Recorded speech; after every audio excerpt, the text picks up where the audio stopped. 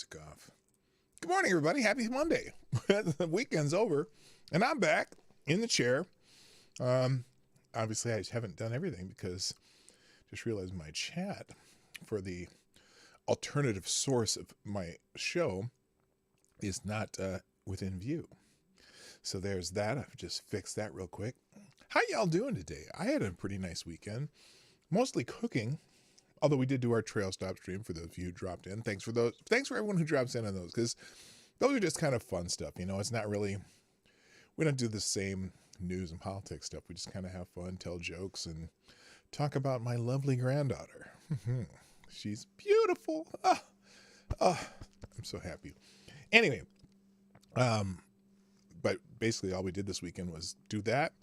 Then we cooked the rest of the day Saturday so that we could take, we made just a whole bunch of pre-made meals over to my daughter and my son-in-law, which they really, really appreciate with the new baby. They didn't look as tired this time too, because baby's eating better and sleeping a little better. And I think we helped in that matter. I think it's just plus they had an appointment with the doctor, and they got some things figured out, and it helped settle the baby down. So anyway, and then we went over there Sunday and dropped the food off, and then we came back, and we, Lane and Boomer and I have decided to rewatch the entire Breaking Bad series. So we started that. We started Friday night, and then watched a little bit of Saturday night, and watched several episodes yesterday, and just remembering how much we enjoyed that series. We're like halfway through season 2 already, just binge watching over the weekend. So that is fun. Anyway, I hope you had a good weekend. I'm going to get caught up in stuff. You know, when I mentioned on Friday that this young swimmer had won the preliminary in the NCAA Women's Swimming Championships, that I knew it was going to cause some controversy. I knew it was going to cause people to talk. But there's some things that I just gotta say. And so that's what we'll talk a little bit about today. We'll get caught up on some any breaking news, and then that'll be the day. So yeah, this is a talk about science. This will be a talk about science. So there you go. And that's what the show's going to be about. So anyway, welcome to the morning Monday edition of the Morning Night Live Metal Monday. I'll see you right after the intro. Johnny, play the intro.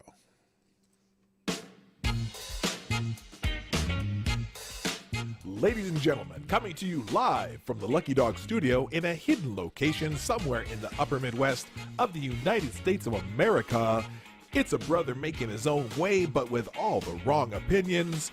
Welcome to the Morning Night Live with your host, yours truly, PDawg Knight. All right, stop the music. Good morning, everybody.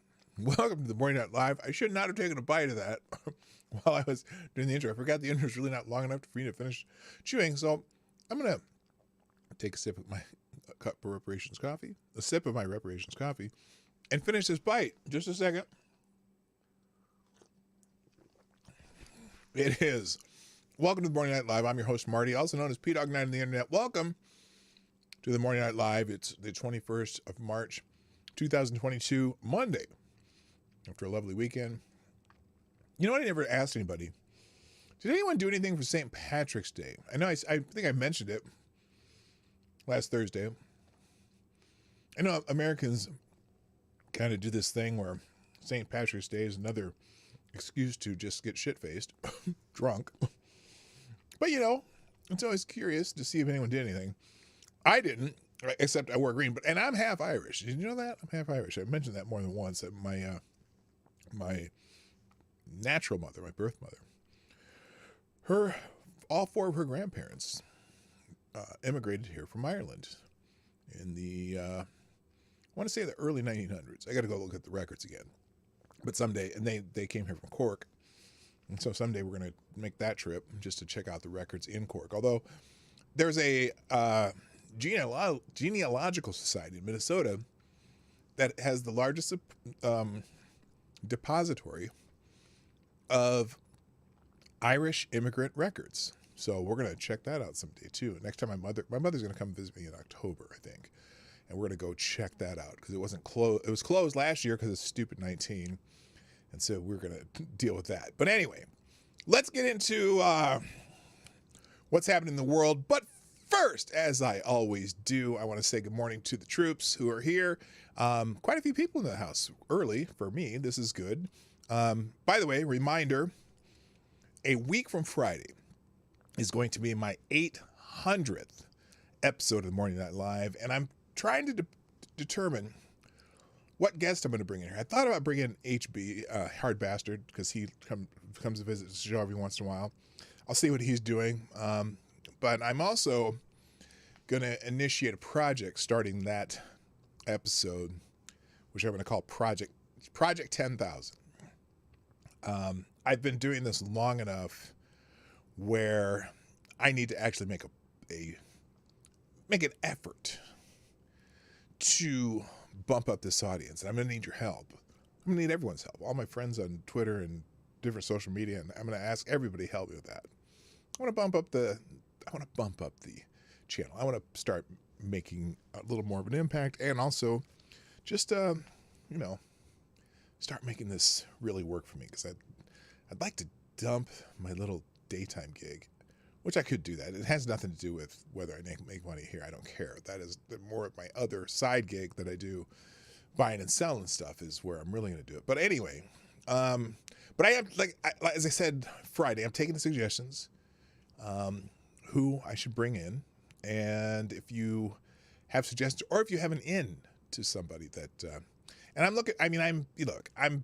this is purely a numbers game, and so my numbers is what I'm what I'm looking for. If you don't have any ins with big time people, and when I say big time, people have over 100,000 subscribers or stuff like that, or HB has been such a great help to me. He's brought me so many of you here, and I would love to have more of his group. It's his subscribers too, which because we have like-minded ideas about certain things, and we don't even agree on everything. But bam, when you're I don't have to agree with you on everything, and you don't have to agree with me on everything. You know how I am. But anyway, let's say good morning to everybody. Oh, I gotta refresh this over here. Silly me. So here we go. First in the chat today was our friend Tyra Alexander, who gets the bell. Oh, what the hell happened there? What's going on? Let's try that again. All right, that's better. Good morning, Tyra Alexander. Thanks for being here. Let's see. Put that back on live chat and take that all the way to the top. There we go. Oh no! Wait a minute. Did Advocatus Diabli beat you here? I'm sorry. This is Advocatus Diabli's bell. Silly me. I just saw the one underneath when I changed it to live chat. Also, good morning, Tyra Alexander, who I already said. Maddie's in the house. Nice to see you. Also, good morning, Aaron Meredith, Renee Mayette, Mike Savage, Blarg, Rotten Corpse is in the house. Good morning to Aaron. I said Aaron. Did I say Aaron Meredith? Yes, you were already here. Also, Heroic Nico, nice to have you back. Welcome back. Nice to see you. Lord Stanhope's in the house. Trippy Liberty. Trippy, what's up, man? Nice to have you back, too. This is old home week. Septus Wilson in the house. Good morning, Somnambule Nation. Tyler F. Ronan's in the house. That's the other half of the Maddie and Ronan combo. Also, good morning, Sean D.W. Welcome back. Also, good morning to Zablé. Zablé is in the house. And I'm so glad that you got it. Well, I'm so glad you got a new job. I hope things are going well. I love you, babe. Also, good morning to Attack Alpaca. Let's see. I'm scrolling down here, guys. GDSOB, a new friend who's joined us from the HB crowd. I appreciate that. Welcome to the show. Also, good morning to Nobody Not Me. Some more people jumped in. Chicago Mike's here. What's up? And Zombie Teddy. So there we go. So listen, And I love all my regulars. I'm glad you guys have made this show so fun for me. And I someday I hope to have this chat so full that it'll be hard to do that first that first introduction, or good morning, everybody. But it's time. It's time to grow the channel, so we're going to work on that. I'm going to do things that need to be done, but a lot of it's going to be bringing in some guests, and I'm going to start trying to bring in some big guests that people you'd recognize, maybe don't always get a chance to listen to or whatnot. And there's a whole bunch that I have on my list that I want to bring in on Fridays. And occasionally we'll do the call-in shows again, or the open mics. But I want to start, like I said, I've been saying this for a year now. I want to bring in guests on Fridays with different opinions, same opinions, varied opinions, new things, old things, whatever I can find. But I want to make that my day when we have guests. So we'll work on that. All right. Let's get into the news, because I have limited time, obviously.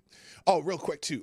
Thank you to Nobody Not Me, Somnum Bold Nation, Tyler F, Maddie, all of you who tweet out the show, do your own notifications and things like that. I really appreciate all of you who share the stream. By the way, hit the like button during the show, share the stream, put a comment in the comment section if you are watching on replay, or if you come back, because by the way, as you know, I always put all the articles and stuff I go through. They'll be in a single link in the description down below. If you come back to get those, throw a comment in the comment section. I appreciate that. And then also, let's see, if you want to sponsor the show, my Streamlabs links is at PDawgKnight.live, or you can do SuperChats or the other stuff that's down in the description, whatever you want to do with that. So, and I appreciate those of you who are able to do it. And if you're not able, no big deal. It's a free show. That's what YouTube's for. Free shit, right? But those who do sponsor the show, I completely appreciate you. Sofane. I've thought of having Sofane. Look here, he and I don't agree on politics and shit, but he's a funny dude, and I like the guy. I've been a fan of Sofane for years, and it's spelled S-O, new word, capital F-A-I-N-E, or F-A-I-N. I like the guy. We don't agree on shit when it comes to politics, but he's got a quick wit, and he's smart, and he's a formidable guy to talk to. I've been wanting to bring him on for a while anyway. So, but anyway, all right, let's talk about what's happening in the news. Let's go through. I'm gonna do a quick run through Twitter trends, because it's that sometimes will tell you that. I'm not gonna hang on any in particular, or any particular amount of time, but I do want to show you what's happening. Apparently, Urban Meyer is trending for some reason, because he was unfamiliar with star players around the NFL, including Deebo Samuel, Jamal Adams. You know what's funny about this? Aaron Donald. I don't know any of these players either. And apparently, I guess Aaron Donald's on the Rams. He doesn't, but anyway, he's an NFL coach, doesn't know all players. I don't care. Who cares about that kind of shit? World Syndrome Day, World Poetry Day. Who cares? Boy, there's a plane crashed though. This is obviously big news. Well, we have our first sponsor. Hold on, man. We had our first sponsor of the day. And you know, since it's Metal Monday, all the sponsors are going to get. Well, here, I'm going to go to Minute Metal Music. Hang on a second here. Let me scroll down here. All the Monday ads are going to get metal music for them. So here we go. Here we go. Oh, that's way too loud. Halzamoff Towing with donating a bullet. Want to be an agent of karma and have that car towed? It's always the handicap spot walk on the sidewalk. Call Halzamoff Towing. 800-367-5968. That's 800 fork you. All right, thank you. Whoever did Halzamoff Towing, I appreciate you. Thank you very much for sponsoring the show. It's a great way to get it started off. So there you go. All right. So anyway, let's get back to, there's a jet, a Boeing 737 plane operated by China Eastern Airlines, that crashed in South China with more than 130 people on board, according to state media. There's no immediate information on casualties. Here's the thing here. And then there's an article in the New York Times. They have let's see, 737 plane operated by Chinese airline. 132 on board and crashed in the Guangxi region. Chinese state media had initially reported 133 passengers. So, yeah, I don't know. What is this? Now, I hate when people react to these buzzers be saying, oh, it's not Max, so it doesn't count. Third time? Bro, it's a Boeing. Again, capitalism failing us. Watch Downfall on Netflix. Yeah, go to hell. This isn't about capitalism. Anyway, and then reported footage of the final moments of that flight, 737-800, which crashed in South China. Apparently, Weibo is the Chinese version of Twitter. Apparently, they have some sort of, what is this? Apparently this is air traffic control or what? I don't know.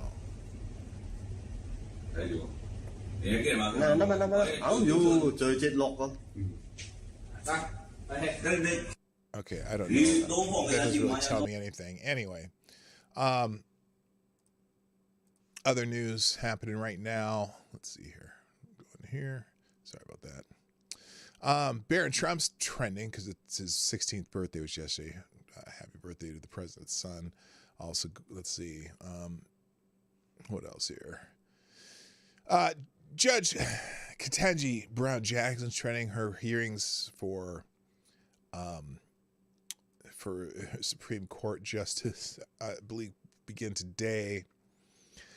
And so somebody decided that on Twitter that the life and career of Judge Ketanji Brown Jackson, she made history in February as the first black woman to be nominated for a spot on the bench in the United States Supreme Court because Joe Biden promised he would nominate a black woman. So that's important, I guess. You know what? As much as this trial or these nomination, whatever confirmation hearings go, I'm in the I don't care category. She will probably be, well, she may or may not be approved. I don't know, but I'm just, by the way, good morning, the gayest person on YouTube and D.I. Freda Watcher. Two different people, okay?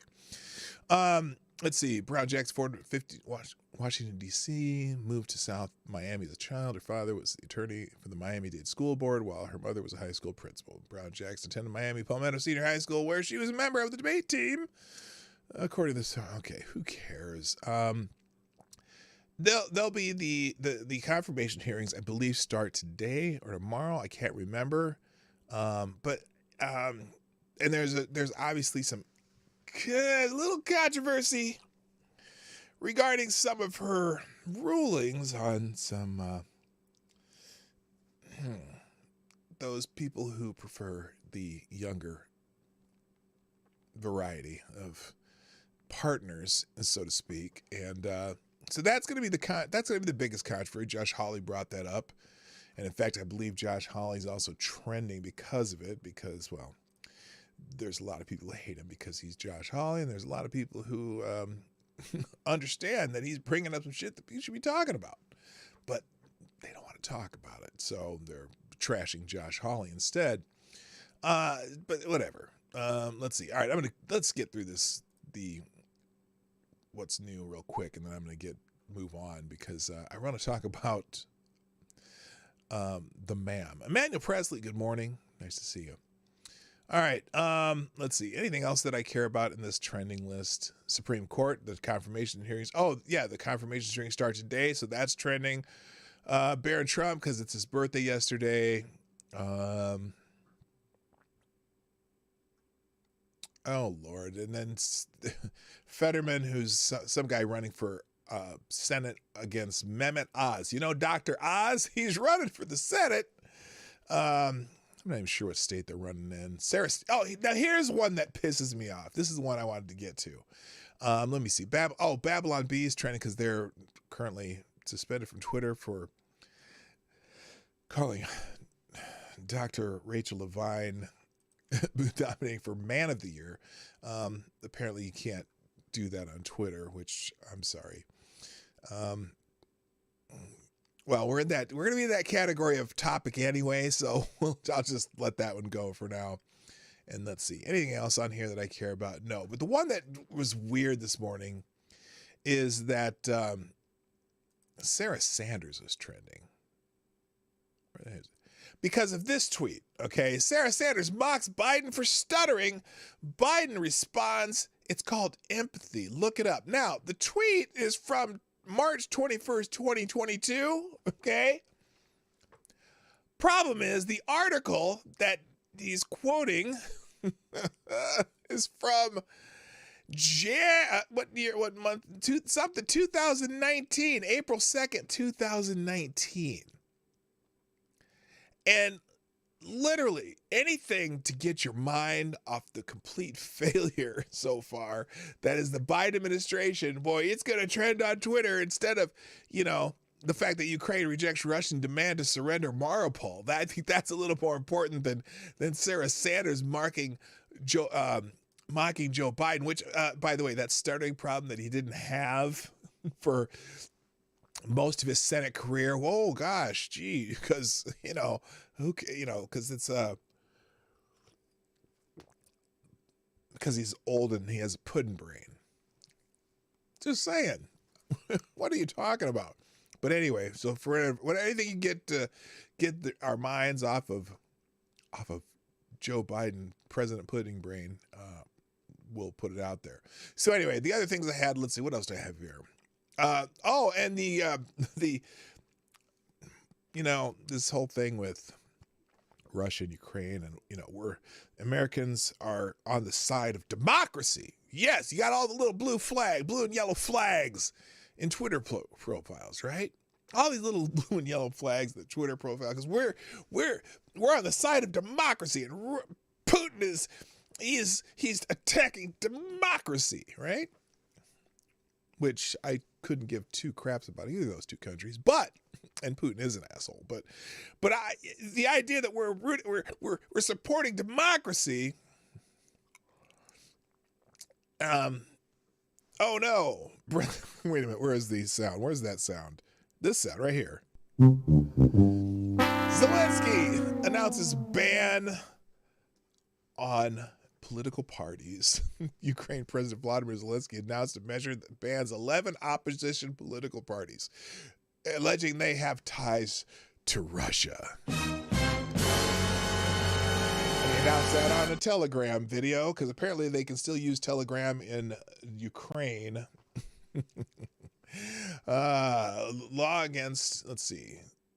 The law against the founding of new parties was one of a series of key decrees, legislative acts, and case law that the gradual process by which the Nazi leadership moved Germany from a democracy to a dictatorship. Oh, that's something they did in that's something they did in Nazi Germany. They outlawed the opposition political parties. Okay, well, there you go. So anyway, he's there you go. Also in the news, police shot. 10 were shot and one critically at a Dallas spring break party. Well, that must have been a hell of a party. Police say 10 people were shot at the spring break party in Dallas, and several others were injured as they tried to escape the gunfire. One person was in critical condition following the shooting late on Saturday. The Space Dallas, a party venue, or at the Space Dallas. It's called The Space Dallas. 9 other shooting victims were taken to hospitals in stable condition, and an unspecified number of people were injured while trying to run away, police said. No arrests have been announced. Joe Morgan, 55, told the Dallas Morning News that he was working crowd control at the venue where a group of teens were hosting a spring break party. He told the newspaper that he heard gunshots being fired from outside the venue. A lot of the kids were helping the other kids, Morgan said Sunday, adding that he saw people with gunshot wounds in the chest, arms, and legs. The shooting was one of several over the weekend involving multiple victims in Texas. Gee, I'm sure only in Texas, but I'm sure anyway. 4 people were shot in Austin as the city hosted its annual South by Southwest festival, and 4 teenagers were shot, one fatally, at a birthday party in Houston. So, and in Arkansas, 1 person was killed and 27 others were wounded after gunfire erupted at a car show on Sunday. Did you hear about the car show one too? apparently that was just I don't even know what that was a fight over, but yeah, this is not good. They like these. These are their favorite news stories anyway. Yeah, the mostly peaceful parties in Dallas. Anyway, all right, let's move to what I wanted to talk about today, because this is a hot topic over the weekend. This swimmer, this swimmer who had a triumph of training and well, let me put it this way. This University of Pennsylvania swimmer is now an NCAA champion after being ranked 432nd after 3 years of collegiate competition. It's quite an accomplishment. But as I said in the description of this video, not everybody's happy, and we know why. So, and that's because this is the young swimmer, Leah Thomas, as she calls herself, who became the first transgender athlete to win an NCAA Division I title. Good morning. Why are you so angry, by the way? So now you would think, and a lot of people who are talking about this think the controversy is because this person won the NCAA title. I think that's misguided.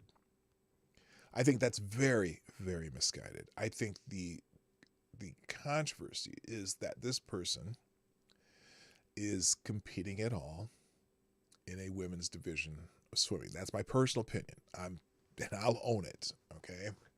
And but let's put it this way. I am not alone. Not at all today. The swimmer has... Okay, I'm not going to talk about the swimmer's genitals. But anyway, so University of Pennsylvania swimmer Leah Thomas, 22, is making quite the splash in the sports world for a good reason. Now, this is the Yahoo article, which is... Who wrote this article? It says Shutterstock. No, that's a Shutterstock picture. This is Genesis Rivas. And for good reason. Really? I'm gonna just gonna give you one of these. That's my X to doubt. I can't do it on the screen anymore, but whatever. X to doubt. Not a good reason. At least not. I don't believe it's a good reason. On Thursday, Thomas became the first transgender athlete to win an NCAA Division I title after finishing first in the women's 500-yard freestyle event with a record time of 4:33.24, according to This is CNN. Thomas, who previously competed in the men's swim team at Penn for 3 years, joined the women's team for the 21-22 season after undergoing 2 years of hormone replacement therapy. She explained in a recent interview with Sports Illustrated. Since then, however, the athlete sparked a wave of controversy and national debate on whether trans women should be able to compete in women's sports. FYI, the NCAA rules allow athletes to change gender categories at the discretion of the national governing body of that sport, which is also subject to ongoing review and recommendation by the NCAA governing board, according to the association. Now, she's not. Now, let me just run something by you here. This is not the first athlete in NCAA competition to change genders in the middle of their college career. There was also Cece Telfer. I can't remember, where does Cece Telfer from? Let's look that up. Let's do a little duck going here. Cece Telfer.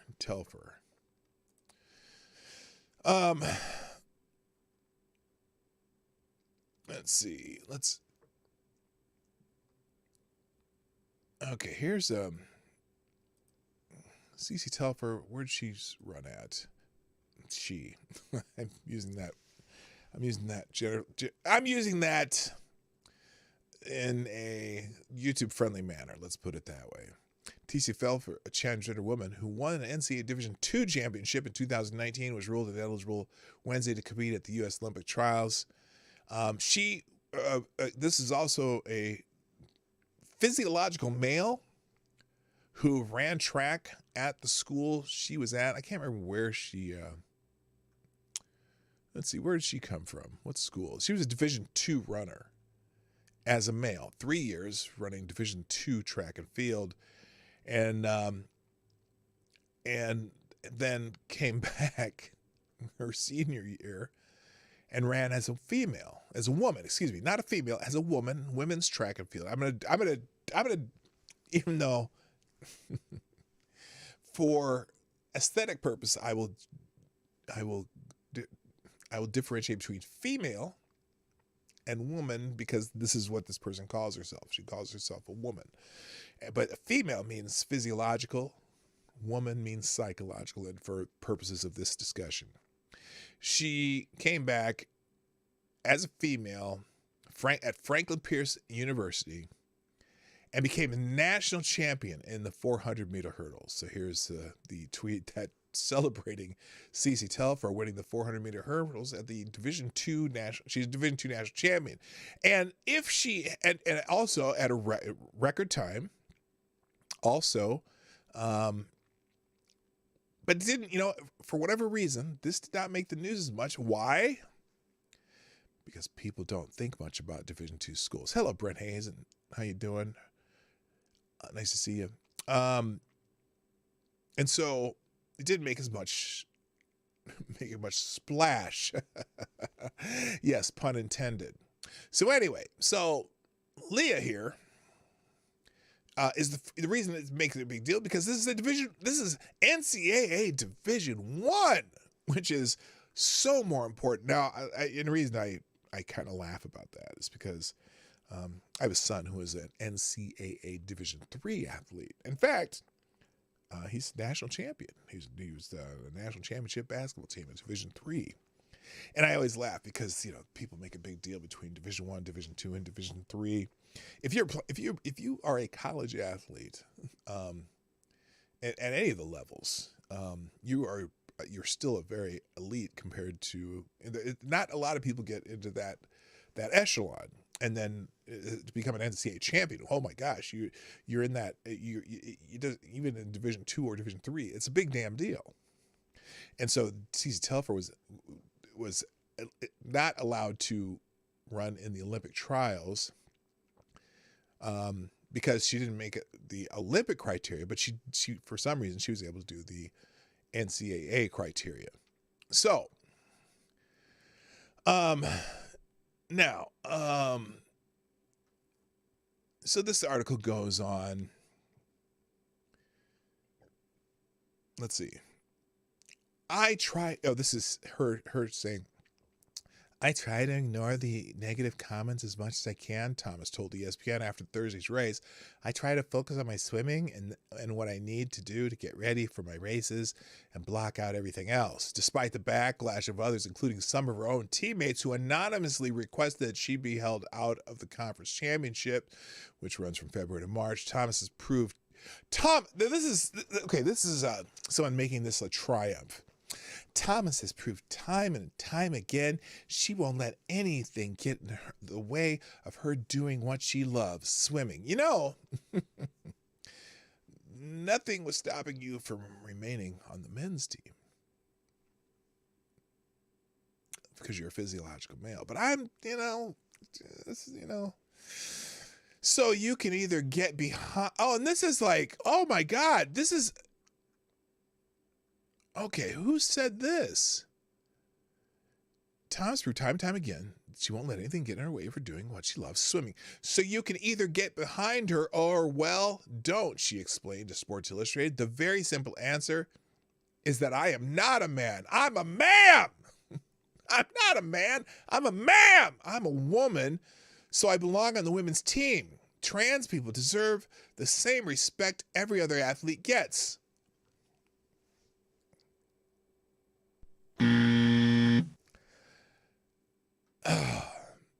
Other trans athletes, such as Skylar Baylor, who became the first known transgender man to compete on a Division I swim team back in 2015, have also recognized and applauded Thomas' efforts and perseverance. It's a symbol of Leah's resilience, Baylor told ESPN. The fact that she's able to show up here despite protesters outside, people shouting and booing her, I think it's a testament to her resiliency. And it's also a symbol that we can both be who we are and do what we love. Thomas is set to compete in the 200-yard freestyle on Friday and the 100-yard freestyle on Saturday. Now, I don't know what the results of the 200-yard freestyle are. Let me see if I can find this, if they have the results. Okay, it looks like, okay, they didn't, apparently they link you to some app. I know that she came in 5th in the 200. I am not concerned. I don't know what she came in the one, but the fact that she's in the finals of any of the events is not so much a testament to her perseverance. It's not so much a testament to, obviously she's still working hard as a woman, but let's just put it, freestyler Freemo.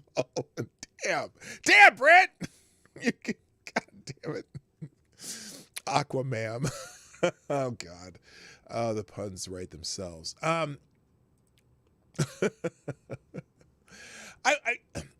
So the arguments on Twitter of the week were fascinating. Okay. And I want to, because as I read people talking about this, people are claiming, oh, by the way, not everyone is happy about this. Finally, there's some swimmers that are coming out and saying, there's something rotten in the state of Denmark here. For example, this woman at Virginia Tech, her name is Rika Georgi, says her final spot was stolen from her by Leah because of the NCAA decision to let someone who is not a biological female to compete. Now, it's funny because a lot of these people say, oh, she is a biological female. She's just that. No, she is a psychological female because she's making a claim that she's female. It doesn't mean that she's physiologically female. She's still physiologically male, even with hormone treatments. There's studies that show that there's still an advantage. There's, it's not because someone's like, well, just because she's taller doesn't make her a better swimmer. No, it doesn't. But she's trained. She was on an NCAA men's team for 3 years, and yes, during COVID, she went through some hormone therapy. But she's still physiological size, limb length, lung capacity in particular. She went to puberty with her lung capacity. And swimming is lung capacity is incredibly important. And the idea that after a third year swimming, as a male in the men's team, ranked 432nd in the country, she becomes an NCAA champion the next year. Now, her time of 4:33 wouldn't have even made the meet on the men's side, which means, as a male, Leah Thomas was I should never say mediocre athlete. Anyone who can swim competitively at the NCAA Division I level is an exceptional athlete. But let's talk about now. Oh, by the way, this Virginia Tech swimmer, here's her statement. Before you read it 30, I'd like to ask that everyone who wants to disseminate my statement would agree to release my statement in full. I do not want any partial releases of my statement. I do not wish to make further comments. Dear NCAA, I would like to,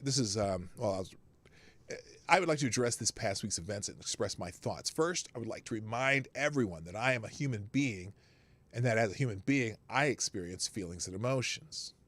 My name is Rika Georgi. I'm from Hungary. I'm a 2016 Rio Olympian, represented Virginia Tech for the past 5 years, a 2-time ACC champion, 2-time All-American, 3-time honorable mention All-American. By the way, Leah Thomas also beat 2 Olympic medalists in this meet. With all due respect, I would like to. Now, this is funny. This is, I didn't realize this woman was from Hungary. I thought maybe that she was a daughter of immigrants. She's actually from Hungary, where in other countries, some of this nonsense don't play at all. With all due respect, I would like to address something that is a problem in our sport right now and hurting athletes, especially female swimmers. Everyone has heard and known about transgender Leah Thomas and her case, including all the issues and concerns that her situation brought into our sport. I'd like to point out that I respect and fully stand with Leah Thomas. Well, that might be the problem. Let's just finish to read the whole thing. I'm convinced that she is no different than me or any other D1 swimmer who has woken up at 5 a.m. her entire life for morning practice. She has sacrificed family vacations. Wait, there's some significant. Well, okay, I'm gonna just read the whole thing in full, and then I'll talk about the differences. I'm convinced that she's no different than me. Blah blah blah blah blah. She has pushed herself to the limit to be the best athlete she could be. She is doing what she is passionate about and deserves the right. On the other hand, I'd like to critique the NCAA rules that allowed her to compete against us who are biologically, and I say physiologically, women. I'm writing this letter right now in hopes that the NCAA will open their eyes and change these rules in the future. It doesn't promote our sport in a good way. No, it does not. It makes the NCAA look like fools to a vast majority of the country, including a lot of feminists. Just saying.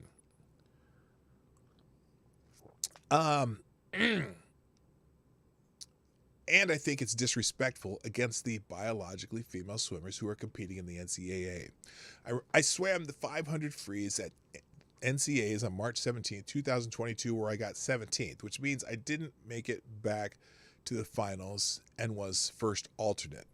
I'm a fifth-year senior. I have been top 16 and top 8 before, and I know how much of a privilege it is to make the finals at a meet this big. This is my last college meet ever, and I feel frustrated. It feels like that final spot was taken away from me because of the NCAA's decision to let someone who is not a biological female compete. I know you could say that I had the opportunity to swim faster and make it to the top 16, but this situation makes it a bit different, and I can't help but be angry or sad. It hurts me, my team, and other women in the pool.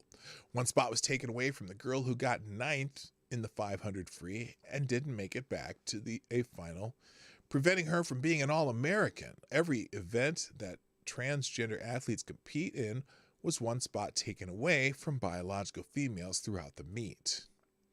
The NCAA knew what was coming this past week. They knew opinions and minds will be divided and chose to do nothing. This week has been more about reporters, media, and division in our sport than things like 2 women going under 21 seconds in the 50 freestyle, 3 women going under 50 seconds at the 100 butterfly, and the first woman in history to go under 48 seconds in the 100 backstroke. Thursday was not a specific athlete's fault. It is the result of the NCAA and their lack of interest in protecting their athletes. I ask that the NCAA take the time to think about all the other biological women in swimming. Try to think about how they would feel if they would be in our shoes. Make the right changes for our sport and for a better future in swimming. Thank you for reading. Riggy, Gorgie, Virginia Tech. So, you know what bothers me about that letter? Anybody know what bothers me about that letter?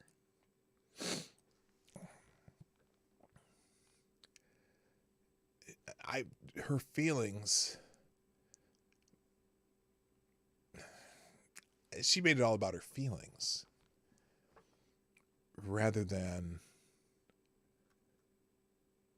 just the fact that this is a physiological male who has physiological reasons why he would have an advantage in the sport. And the purpose of, it's funny how this kind of flies in the face of Title IX. Hello, Legit Low Talker. Now, one of the things that really gets to me too is how people react to this. So we're going to just scroll down. We're going to look at some of this reaction. I'll leave this one. I'll have bookmarked in the or linked in the link down below. Again, everything I go through in every article and whatnot, it will be in a single link in the description down below that I'll put during the outro. So this is pretty sure that this is the person who started this thread. Pretty sure Georgie is the first swimmer in the NCAA Women's Championship to personally speak out against biological males in women's sports. A very brave mood. Yeah, this is one of those moods that gets you ridiculed on campus these days. You would be amazed. I've been watching videos by Campus Reform where they go out and interview kids on college campuses about people who about this situation, and they are just incredulous that someone would say, well, of course it's okay for her to do this. What are you talking about? She's a woman. Put a woman in a women's division. Yeah, and I don't know that's the purpose of Title IX, that we advance physiological males in women's divisions. Okay, she just goes through the letter here. But here's another. Is this the same girl? Is this her? I think this is her. Here's her interview at the end of the meet here. And this is in the same You're a Virginia thread. Tech swimmer. What did you think about Leah Thomas competing today as a swimmer in this competition? What are you feeling? What are other athletes feeling? It's a common conception that we are all very disappointed and frustrated with someone who has capabilities more than us women have to be able to compete at this level and take opportunities away from other women. Like, I have a teammate who did not make finals today because she was just bumped out of finals. Oh, this is one of her. It's this heartbreaking is her to see someone who went through puberty as a male and has the body of a male be able to absolutely blow away the competition, and you go into it with a mindset that you don't have a chance. Now, one of the stupid arguments, I'm going to stop this here for a second. One of the stupidest arguments that I hear is, well, she didn't win in the 200. She didn't win in the 100. Okay. Was she still in the finals of an NCAA swimming championship? Took some spots away from someone else who could have been in the finals? Yeah, this is Rika's friend. Yeah, because, and is it an unfair advantage for a physiological male who's run through physiological puberty to now suddenly, after 3 years of swimming on a college men's team, swim on a college women's team? Well, she took hormones, and women should just work harder. Or the other one I hear all the time. Well, Michael Phelps had an advantage because he has extra long arms and an unusually large lung capacity for men. But he's a man. He's a physiological male. I'm going to stop saying man and women. He's a physiological male. He has the advantages of growing up the testosterone and having muscle development through testosterone, having denser bone mass, lung capacity, all kinds of things that you get growing through puberty as a male. Now, I've heard someone, I've been watching some videos by the amazing Lucas on this, and he's trolling. Has going this devil advocate route. Well, the women should just work harder. Well, they should just pull themselves up by their bootstraps and become better swimmers. Well, because she won based on the NCAA rules. Yes, she did win by the NCAA rules. The problem is, are the rules fucked up? Salute Cannon Hotep. What's up, my friend? Good morning, brother. Absolutely. And I'm going to show you something that's going to give you an idea. The differences, because some saying, oh, well, the only reason the women are slower because they didn't have opportunities like the men have had for hundreds of years. And as soon as women started competing against men, they locked women out of competition. That's the only reason there is women's competition. That's the only reason there's a difference in the times. Blah, blah, blah, blah, blah. We're going to show you something. And I encourage you to find this website. But anyway, let's hear the rest of this guy. Yeah, if that makes sense. Like, it's hard to compete against someone with the aerobic capacity, the muscle development, the body of a man. It's hard. It's hard to think about it like that. And some people say, well, so what? You should work harder. Are there physiological differences that... the other argument here. Well, quit calling it a her for starters. I try. I'm. Yeah, it's for YouTube reasons, but also for. I usually prefer to talk about people whose pronouns I don't like to use. I just use them by either their name or what they are. So that swimmer, or Leah Thomas. I'll just use her name. And I see. I did it again. Yeah, it's a challenge. Being positive, I bet for other swimmers who are in that heat is. Here's the other problem too. The problem is, so all these swimmers chose to swim in the NCAA championships with Leah Thomas, right? I mean, they chose to do it. Now, that's another argument. Oh, well, they chose to swim under those rules with that swimmer, blah, blah, blah, blah, blah.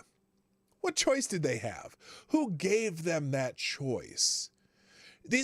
How many people have had to swim against this woman, this person? She's not even a woman. She's a man. See, I can't do it. This physiological male, they didn't choose to swim against her. The NCAA made that choice for them. These people have been swimming, collegiate swimming, some of the seniors since their freshman year, some 4 years, right? Or however many years they've been swimming in NCAA competition. Now suddenly the rules have changed. You can have a physiological male swimming in your division. Did any of these physiological female swimmers have an opportunity to have a choice of saying, well, no, there should not be a physiological male swimming against us? No, they never had a choice. So that's just stupid argument. Anyway, you get the idea. You can this video will be in the link. It'll be in this thread here. I'm going to put this whole thread in the link in the description down below. I do want to get to something else though here. Hang on. I'll get to a couple articles about this too because it's fascinating. But oh, I didn't change that over. Hang on. Let's do that. What the hell? Why isn't my mouse working? There we go.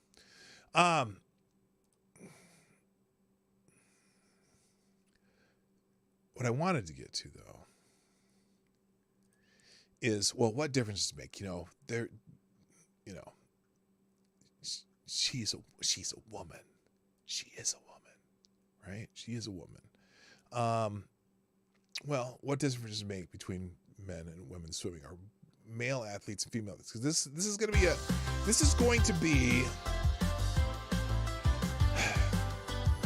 be a problem because of this groundbreaking these groundbreaking examples. CeCe Telfor,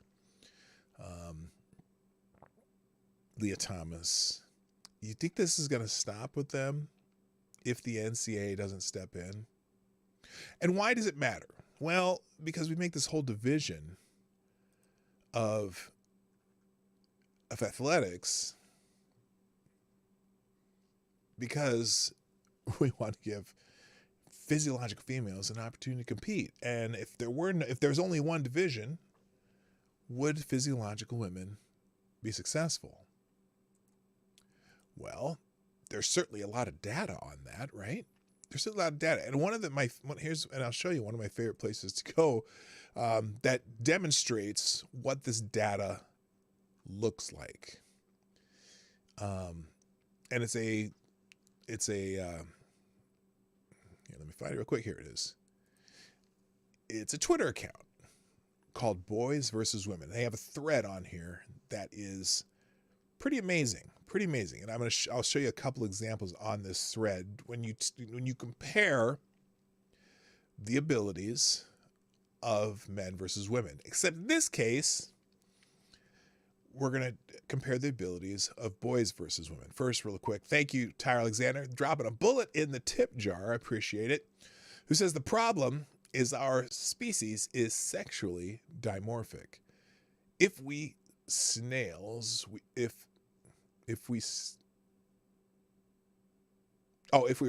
we'd be perfectly the same, but we are complex creatures.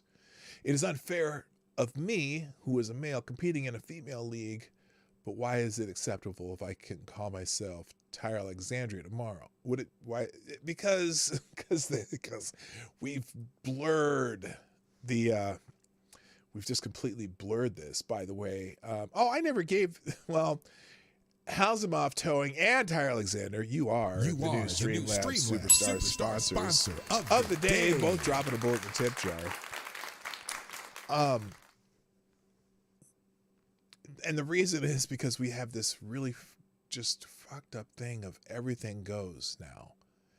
When we're not allowed to talk about reality, there's a reality of the difference between physiological males and physiological females. And so there's nothing that illustrates this more than this thread on the Twitter account called Boys versus Women. We're going to pause this just a second. Hang on. So this is called boysversuswomen.com. And what they've done here is they take a thread, is a comparison of the finalists in the 2016 United States High School National Track Meet. High school boys, basically 16 through 18 years old, versus the finalists of the Olympic women track and field events in 2016. What's up, Black Hebrew Israelite? That's right. So American high school boys national track meet versus the best women athletes in the world. And we compare. So, for example, here's and they put them side by side. Here, let me make this full screen so you can see the whole thing, because this is really a very good illustration. Okay, this is them side by side. 100 meters. 2016 high school boys national championship finalists versus the 2016 women Olympic best athletes in the world. And there are your results. The first, taking the top 8 in both categories. All 8 boys top all 8 women. Let's go to a different event. The 200 meters. Again, top 8 boys ages 16 through 18 beat all of the best 8 women in the world. Let's go to the 400 meters. Top 8 boys beat all the top 8 women in the world. These are high school boys in the United States. These are not even close to our fastest athletes. These are high school boys. How about the 800 meters? Again, not a single woman in the world would place in the top 8 of the United States high school boys. How about the 5,000 meters? Now, I think there's one. Oh, now here in the 5,000 meters, distance running. Okay, they would compete against our high school boys, all within 20 seconds of each other. Oh, no, actually 53, so that's 30 seconds. So yeah, they're all within 30 seconds of each other. That's a distance running. How about 400-meter hurdles? Now remember, boys in the 400-meter hurdle goes over a high hurdle. The women go over a low hurdle. How about that?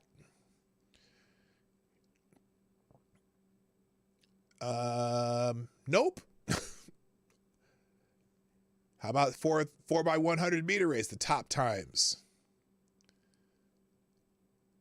Okay, now 2 of the women's time the 4 by 100, but remember, now the difference here is you're talking about the best women in the world versus high school track clubs, but still they would not come in first or second, and only had 2 teams placed in that. How about 4 by 400 meter? This one's not even, I don't even think this one's even close. Nope.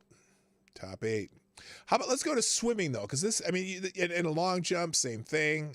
Each of these will show you that in the long jump, I think some of the women, a couple women would have placed in this if it was the boys versus the women. Hello, Jimmy from Philly. What's up? Nice to see you, brother. All right, let's go to, I want to scroll down to swimming though. triple jump. Let's see, what is this? These are, because they also do this with swimming. High jump. No, I don't think any of the women would play. Oh, no, I don't think none of the women would even come close in the high jump, I don't think. Is that right? Nope. Top 8. Not even close. Pole vault. I think there was some of the women beat some of the boys. Is that right? Yeah, because the pole vaulting is different. Shot put. Now, the boys throw a heavier shot, 5.4 kilogram versus a 4 kilogram. And I think you get my point here. Now, let's go to swimming, though, because this is where, since we're talking about swimming, let's talk about swimming. The 50-meter freestyle. Not one woman would place. 100-meter freestyle. Not one woman would place. High school boys versus the best in the world. 200-meter freestyle. Not one woman would place. 400-meter freestyle.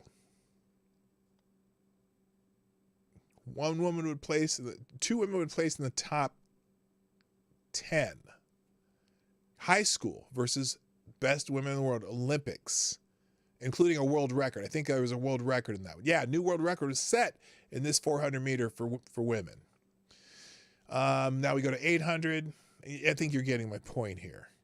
800, I think a couple women would probably, one made it here. Is this a new world record? New women's world record versus high school boys. Not the best swimmers in the United States, the high school boys. So I'm going to go down here. Let's go down here, though. Now, this is even more interesting. So, and it goes on like that in pretty much every category. Now, let's go to one more category here that you kind of need to see because, let's see, let me scroll down because this is even more interesting. Just a second here. Now, so this is high school boys versus Olympic finals, right?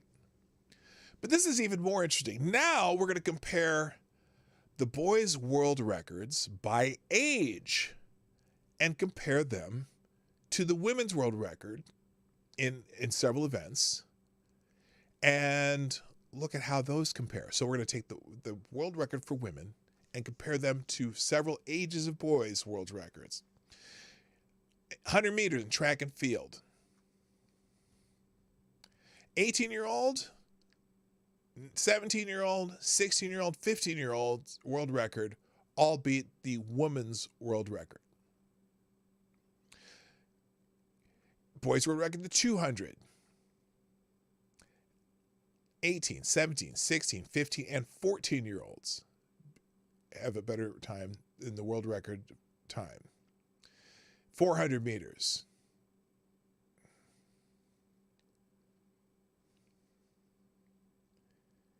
(18, 17, 16, 15, 14-year-olds, all higher in the world record. 800 meter. 18, 17, 16, 15, 14-year-olds all would beat the women's world record.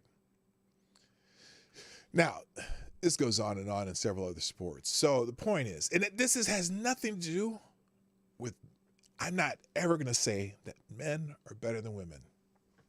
I will never say that. You know why?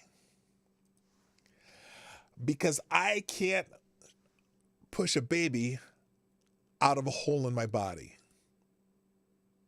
I love women. Women are awesome. They're physical marvels. But physiologically, men, on average, and at the extremes, are faster, stronger, all kinds of things, man. Thank you, by the way, Maddie, thank you for sponsoring the show today. Maddie, you are the new Streamlabs Superstar sponsor of the day. Wake me when he's done with these boring us with these charts. I'm done boring you with the charts.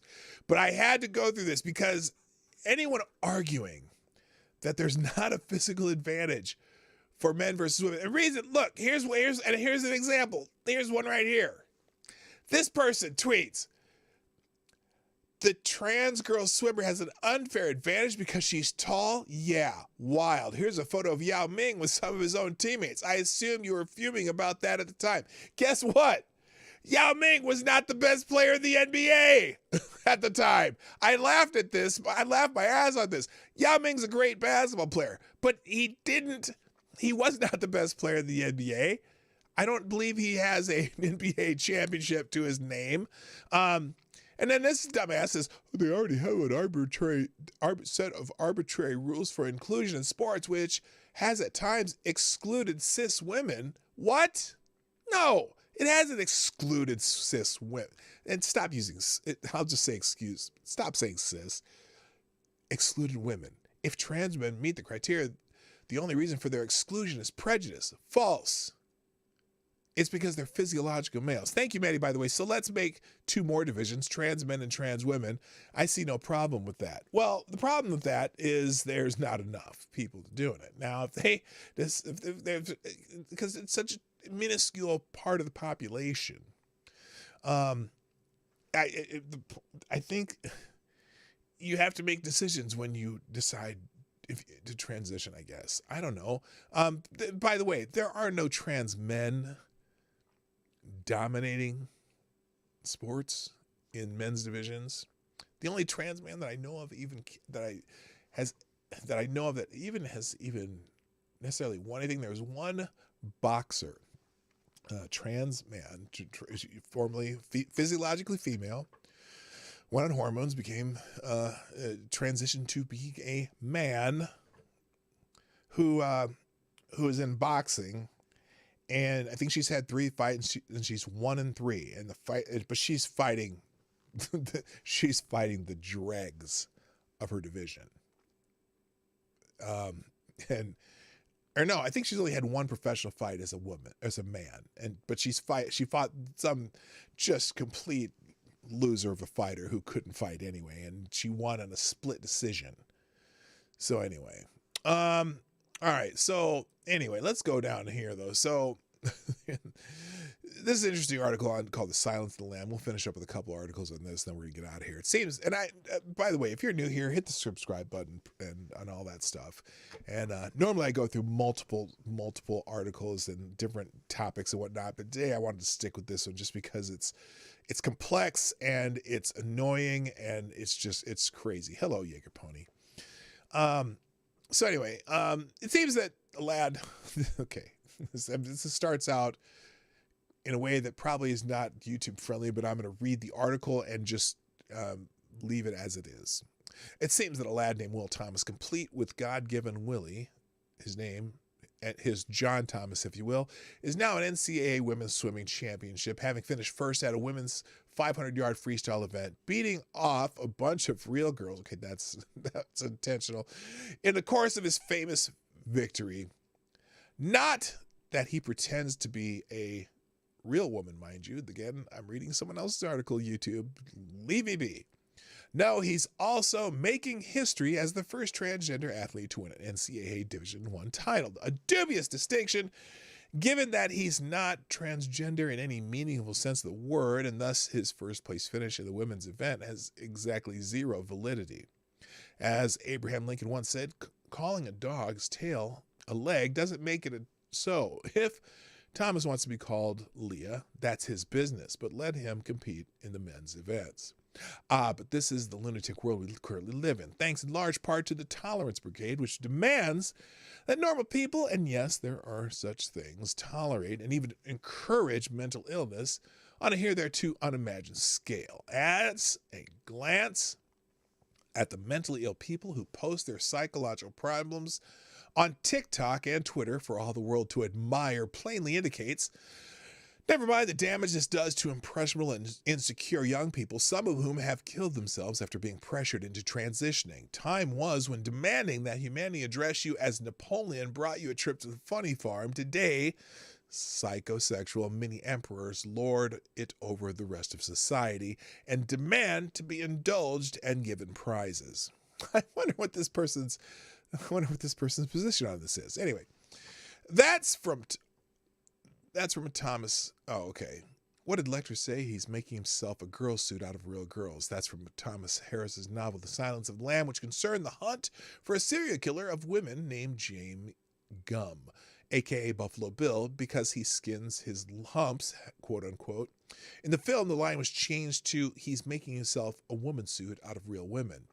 One of the few clunky notes in Ted Tally's otherwise superb screenplay, which won Oscars all around for him. Director Jonathan Demme, actors Anthony Hopkins and Jodie Foster, as well as Best Picture. Hopkins got the accolades for his scenery and face-chewing portrayal of Hannibal Lecter, but Ted Levine's embodiment of Buffalo Bill, a homosexual who'd been rejected for sex reassignment surgery and is taking out his anger on the roomy girls of the world, is every bit as chilling. Indeed, my only other criticism of the script is the omission of Bill's dying words after he's been shot by Clarice Starling. How does it feel to be so beautiful? Because that's the whole point. Suffers from sexual dysmorphia. Do not say victims.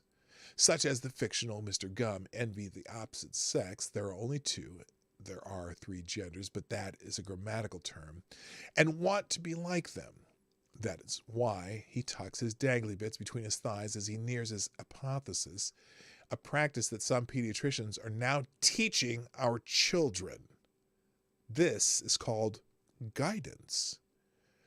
And then there's a Dornberger Children's Hospital, a pediatric teaching hospital in Portland, Oregon, has come under fire over its guidance for kids interested in changing their gender identity. The guidance teaches kids how they can hide their genitals, called safe tucking. Oh, isn't that special? Isn't that special?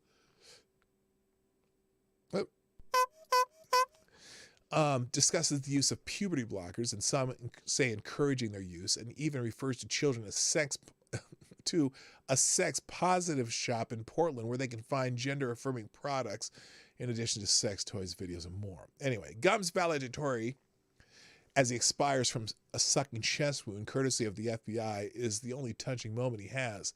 Unmanly cheaters like Will Thomas, the irrefutable evidence between their legs, simply want to take advantage of women or mock them, and mock society as well. Oh, this is one of these TikToks. Oh, do we shoot? Guys, I just went to the bathroom again. This lady yelled at me for being a dude in the women's restroom.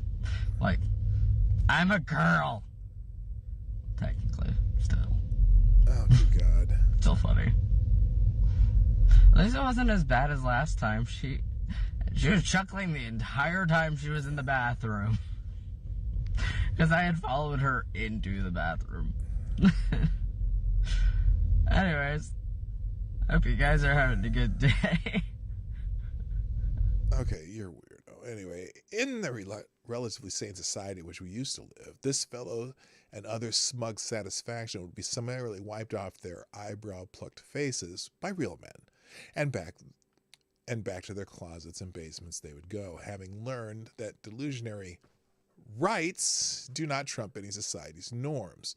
To paraphrase Dr. Lecter's best thing with them, really. Even before it got to that, real women would have slapped them, complained, called the police, boycotted any athletic event featuring dudes with XY chromosomes, no matter how much hormone replacement therapy they've had. But the elevation of the bogus virtue of tolerance and a Linskyite culture killer, if there ever was one, over morality and the common sense has seen to that, and nowadays it is practically feminist dogma that the highest form of woman is a man. Well, woman of the year, right?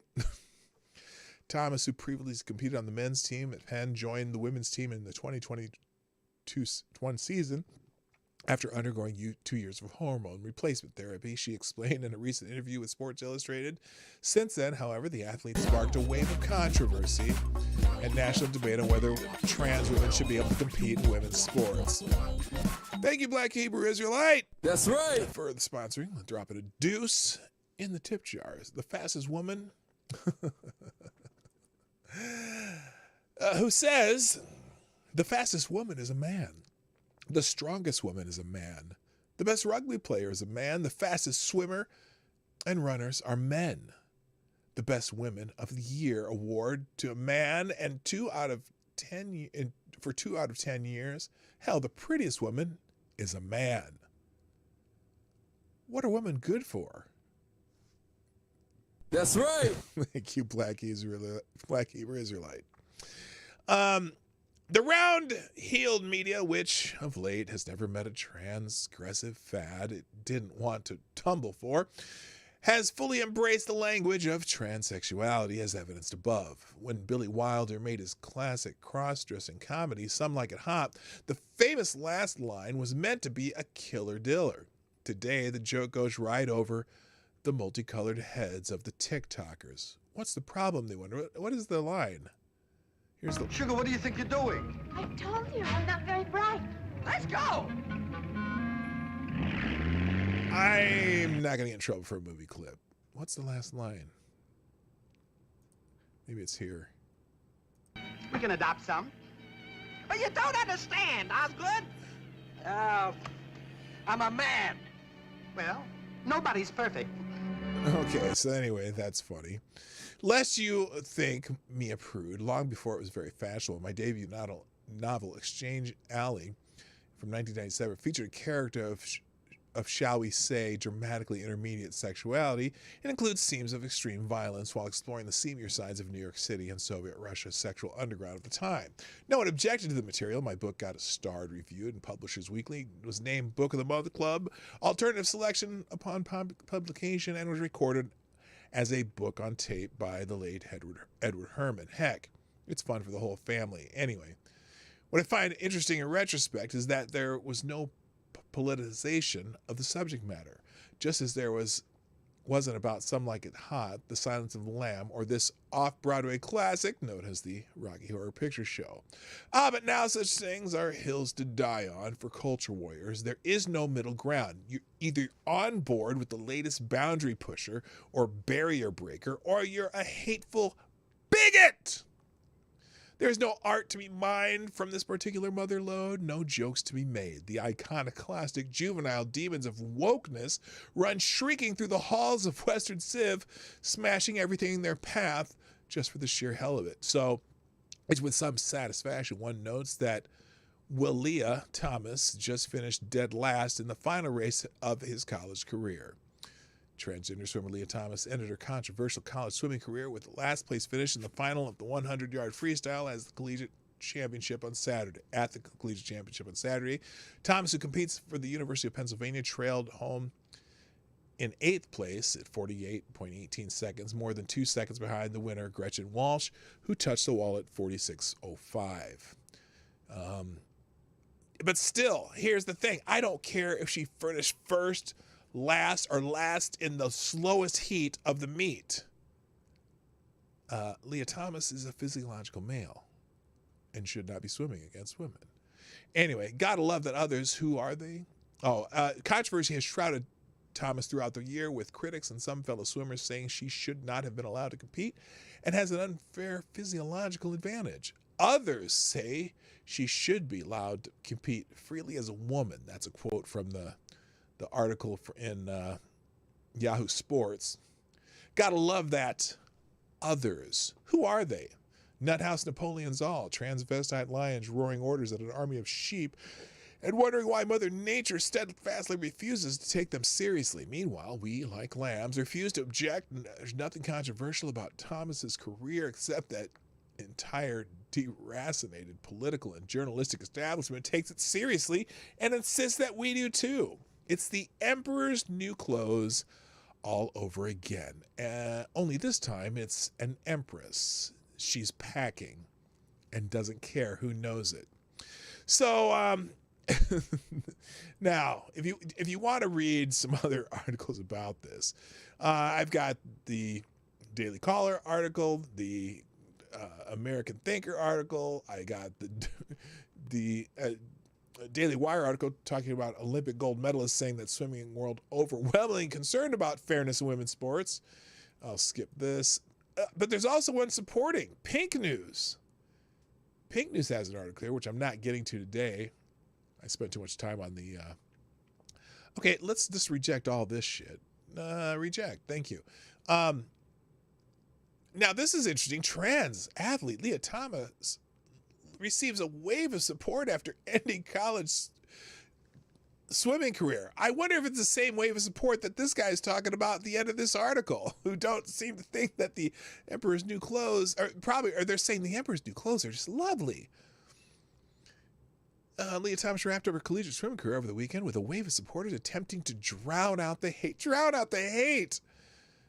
Is it hate or just reality? I mean, I don't care. I mean, I hope Leah Thomas has a long, fruitful life, living however Leah Thomas wants to. But do we all have to participate in the delusion or lack of reality that is Leah Thomas? If she ends up on the United States Olympic, if Leah Thomas ends up in the United States Olympic team, is that right? But anyway, this one's complaining of all the vitriol she dang, and so, oh my gosh. After her historic win, rival Reba Georgi penned an open letter complaining about her inclusion in the competition. Georgi, a Virginia Tech fifth year and former Olympian for Hungary, where trans people have no legal protections or recognition, finished 17th in the preliminary heats of the 500-yard freestyle Thursday, behind 16 other swimmers, but signaled Thomas out as the apparent reason she missed out on the final. Well, a physiological collegiate male swimmer was swimming in the same meet as her. So if she was 16th, a person who probably shouldn't have been there because they are a physiological male, despite the fact that Leah Thomas self-identifies as a woman.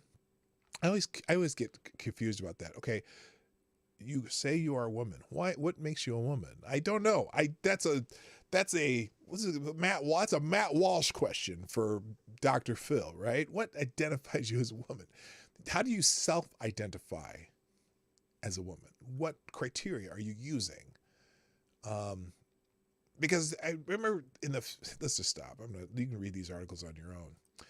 All I know is I remember back in 2016 when we had the discussions about feminism and intersectionality and all this other stuff, right? That when you say self-identify, well, no one ever could define what a woman was beyond your. So here's the thing. They wanted to say that you could not, gender's a social construct and this and that, and you can't use stereotypes to identify what women's roles should be and things like that. Doesn't pretty much every transgender person, for the most part, stereotype what their chosen gender is based on either fashion, hairstyles, looks, or even femininity or masculinity? Are you not allowed to have masculine trait females or feminine trait males anymore? You can't be a man and have some feminine traits? Is that what you're saying? Because wouldn't that be stereotyping? You know, Leah Thomas grows her hair out and takes some hormones. What makes you a woman, though? That's what I don't get. What's your definition? When someone asks you, what's your definition? I'll bet you dollar to donuts that Leah Thomas will go through a list of stereotypes. Which is pretty much the norm for trans people. They will give you a list of stereotypes of what makes them a woman. Well, I like these types of things, and this and that, and feminine, I like this, and hair and nails. Okay, so that's how you define a woman, through those stereotypes? And for Leah Thomas' case, when you are a physiological male, what makes it right that you compete against physiological females, other than you self-identify as a woman?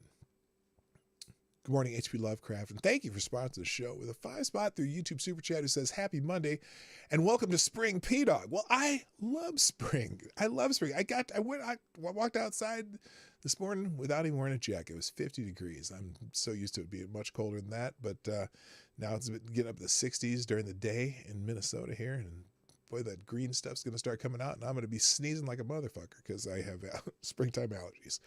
All right, so I guess the whole, and Data Wasteland, how you doing? So anyway, I got to end the show today because I'm a little bit behind, but I got to thank all of you who dropped in today.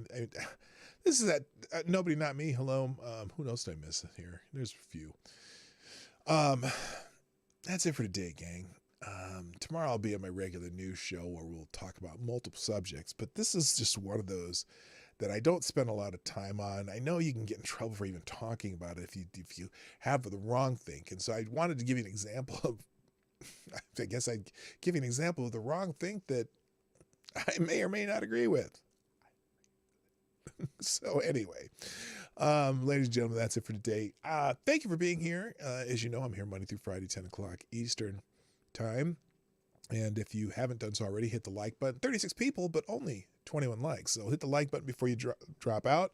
Also, reminder that all these articles will be in a single link in the description down below. In the second paragraph, I put a link every day to every article and tweet and link and everything, video. Everything will be in a single link in the description down below with full of links. Also, if you're watching on replay, put a comment in the comment section. Share the stream before, during, and after. We're going to start Project 10,000 on my 800th episode in 2 weeks, but we can get an early start. Project 10,000. And then finally, thank you for our sponsors of the show today. Hazelmoff Towing. I'm not sure who did that one, but thank you so much. Tyre Alexander, Maddie, Black Hebrew Israelite, HP Lovecraft. Appreciate the support, all of you. And everyone who's participating in the chat, lurking in the background, and watch our replay. Thank you so much for being here today. My name is Dawg Knight, and I'm out of here. Bye-bye.